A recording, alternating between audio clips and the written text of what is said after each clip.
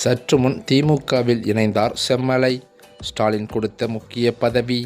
பேரதிர்ச்சியில் எடப்பாடி பழனிசாமி. தமிழ்நாட்டு அரசியலில் பாஜக என்பது எதிர்மறை சக்தியாகவே இருந்து வருகிறது. பாஜகவின் பிடியில் அதிமுக சிக்கியுள்ளது என்றுதான் அதிமுக பிரமுகர்களும் பேசி வருகின்றனர். மேலும் தேசியவாத காங்கிரஸ், சிவசேனா போல் அதிமுகவை பாஜக உடைக்காமல் விடாது என முன்னாள் எம்பி அன்வர் ராஜா பரபரப்பு குற்றச்சாட்டை தெரிவித்திருக்கிறார். அதிமுக பாஜக கூட்டணிக்கு எதிர்ப்பு தெரிவித்து 10 நாட்களாக கடந்த அதிமுக நிர்வாகிகளுடன் எந்த சந்திப்பையும் நடத்தாமல் ஒதுங்கியே இருந்தாராம் அன்வர் ராஜா.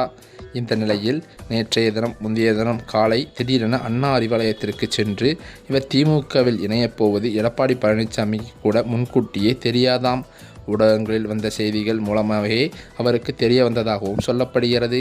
இதனை அடுத்துதான் அவசரமாக அன்வர் ராஜாவை நீக்கி எடப்பாடி பழனிசாமி உத்தரவிட்டிருக்கிறார்.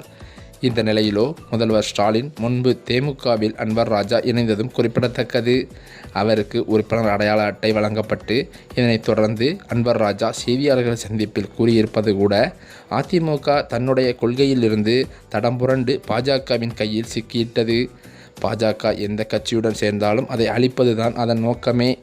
அதிமுகவை அழித்துவிட்டு திமுகவுடன் நேரடியாக மோத வேண்டும் என்பதுதான் பாஜகவின் எண்ணமாக இருக்கிறது என்று அவர் கூறியது தற்போது பேசும் பொருளாகியிருக்கிறது. அது மட்டுமா, ஒரு இடத்தில் கூட எடப்பாடி பழனிசாமி தான் முதலமைச்சர் வேட்பாளர் என அமித்ஷா சொல்லவில்லை. தேசிய ஜனநாயக கூட்டணி ஆட்சியை பிடிக்கும் என்றும் அக்கூட்டணியில் பாஜக இடம்பெறும் என்றுதான் அமித்ஷா சொல்லி வருகிறார். பாஜகவின் கையில் அதிமுக சிக்கியுள்ளது. அண்ணாவின் கொள்கைக்கு எதிரான பாதையில் அதிமுக பயணிக்கிறது. தேசியவாத காங்கிரஸ், சிவசேனா போல் அதிமுகவை உடைப்பதே பாஜகவின் எண்ணமாம். அதிமுக கூட்டணி வென்று ஆட்சி அமைந்தாலும் 10 நாட்களில் ஆட்சியை கலைத்துவிட்டு பாஜகவை சேர்ந்தவர் முதல்வராகி விடுவார்.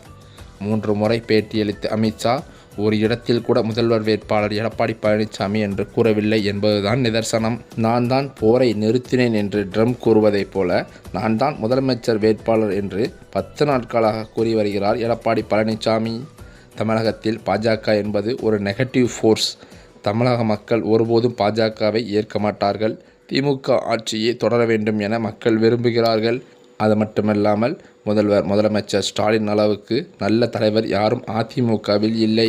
இந்த சூழ்நிலையில்தான் அன்வர் ராஜாவை தொடர்ந்து பாஜக கூட்டணிக்கு எதிர்ப்பு தெரிவித்து வரும் செம்மலை அவர்களும் அதிமுக கட்சியிலிருந்து விலக அதிரடியாக முடிவெடுத்திருப்பதாக அவரது ஆதரவாளர்கள் மத்தியில் தகவல்கள் வெளியாகியுள்ளது.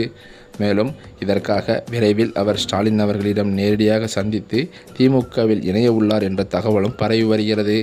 அநேகமாக இது அதிகாரப்பூர்வ அறிவிப்பாக இன்னும் 2 நாட்களில் வெளிவரும் என்றும் எதிர்பார்க்கப்பட்டு வருகிறது.